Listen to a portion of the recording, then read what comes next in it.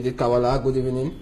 Good evening. Always a pleasure to be here on Equinox. A pleasure having you. Thank you. Now, you watched the report there by Derek Jatu and other report as far as back to school is concerned. What we've noticed is that administrators have been begging for parents to send their children to school and even ministers. But when you go on the ground, you see that the attendance is timid. There is back to school, but the attendance is timid. What reasons can we advance for this? I think the reasons are very well known. In the Anglophone regions, almost every actor, whether it is political actors, religious actors, civil society, have made it clear. 1, release everybody who is arrested. 2, demilitarize the zone. You see the incident we had this week in Kumbo.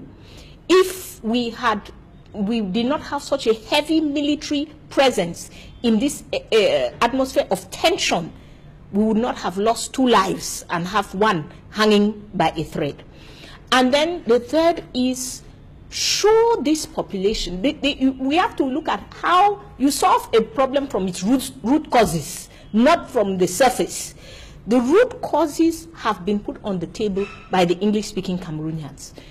They feel discriminated against. They feel their culture is not respected. They feel their educational system is not in order. They feel the judicial system is not in order to respect their rights as full citizens of Cameroon.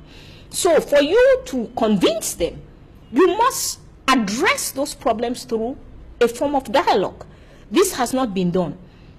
The most unfortunate thing, I was in court on Thursday, August 31st. And I can tell you that I do not understand. And I asked myself at the end of that court session, what does the BIA regime want?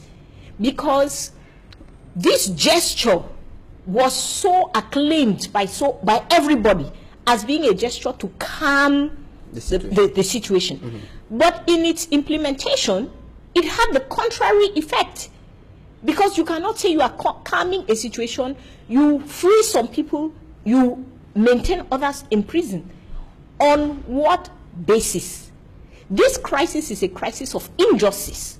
And unfortunately, the government, throughout this process, every time they have something to do with the population, they instead put one injustice on top of the other, pushing this population to the extreme.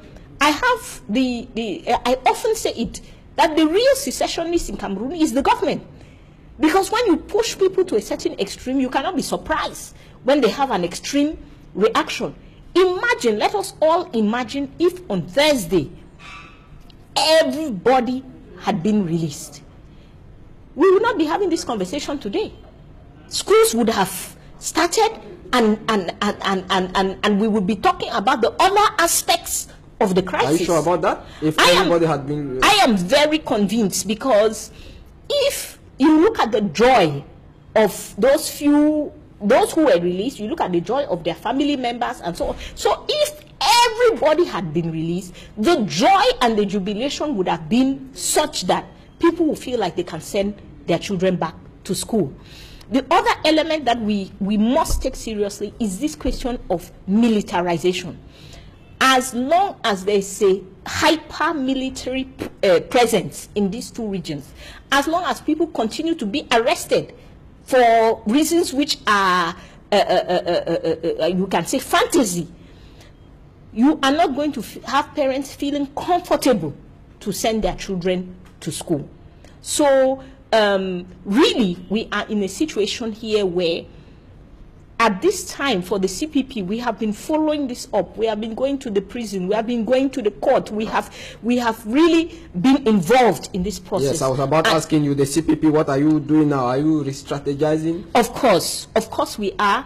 And we are appealing, because CPP is working, as you know, under Stand Up for Cameroon with other actors. And we are appealing to every actor at this stage in time that we cannot let our country disintegrate in front of our eyes.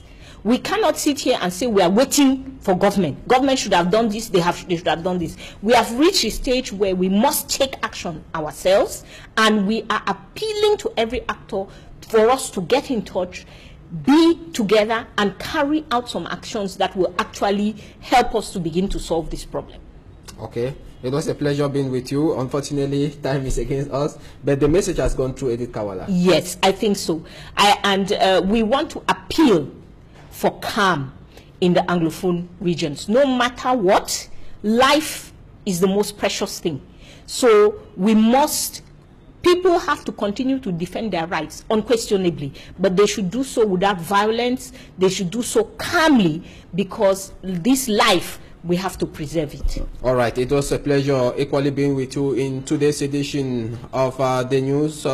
Equinox